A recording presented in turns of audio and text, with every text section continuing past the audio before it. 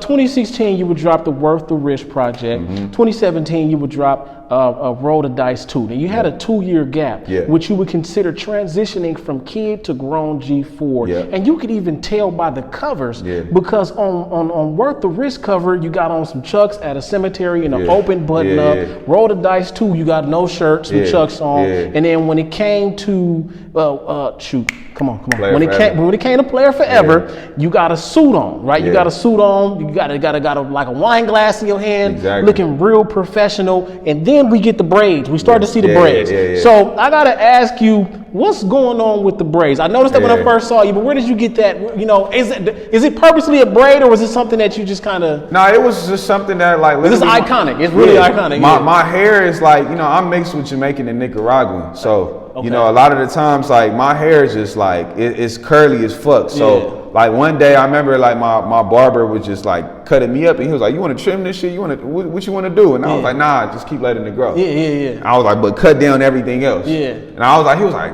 "Nigga, you ain't never did no shit like that." And I was like, "Exactly." Different. I was like, "I'm about to do my own, nigga, this is my own haircut." Right. I was like, for me to be me, I gotta have my own signature haircut. And I be even seeing my fans and motherfuckers be growing they shit out. I mean, when you think about it, I mean, what's the guy, Bobby Brown? Is that the singer? He did his own thing. Everybody does something with the haircut, and you were able to actually do that. So shout out to that, because like I said, we started seeing that when Player Forever came. Like a part of going from being a kid to grown G4. For sure. So with the Player Forever, you said you found your sound with that. So.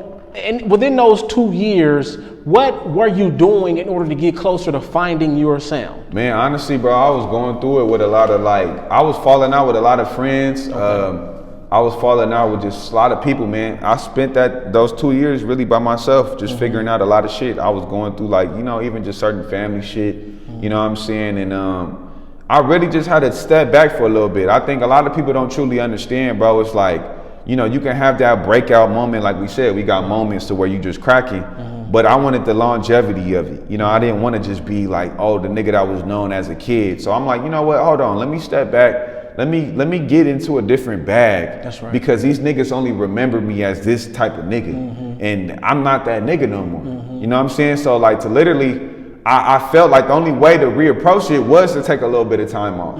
You know what I'm saying? And just get my mind right and just honestly understand what I wanted to bring to the game. That was different that I already brought. So I was like, you know what? Let me get in my grown man bag. Let me go get some tailored suits.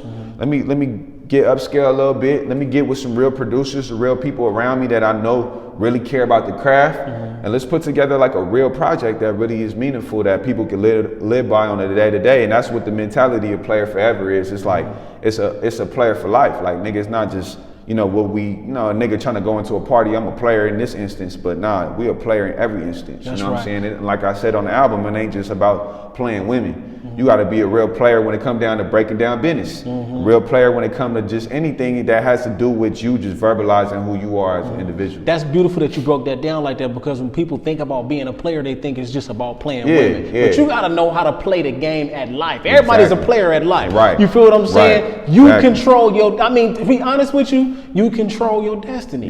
If you wanna go there, you gonna go there. If you don't, you don't. It's all about your determination and your work ethic. Straight like that. Now, 2017, you actually made over 200 records. Are we gonna get to see that? Ah, man, I don't know. Okay. It was just one of them years to where I was just like, man, like I need to record like every day. And it was really just sharpening my sword. Like, to be honest, it was just one of them ones to where like, nigga, I'm not recording to push it out. I'm just recording to sharpen my sword. Let me get even deeper into what I truly want to talk about. That's why a lot of the albums like that I put out, like Player Forever, Winner's Tape, I'm getting more personal, talking about certain situations, getting a little bit more, you know, like just letting my fans relate to my process, telling them like, you know, it's not just about being a player. It's other songs on there that like open up about my true meaning and my identity. You know, how I got to where I'm at. You know what I'm saying? So I kind of felt like it was just it's a bigger brand than just thinking about, oh, like, you know, nigga, I'm macking on bitches, I'm this, I'm that. But like, how can I get my fans, because not all my fans is on that type of time. They might be a family man. How can he just understand it without him feeling like not a part of it? So that's the thing, is like I was just breaking it down in different instances. I got you.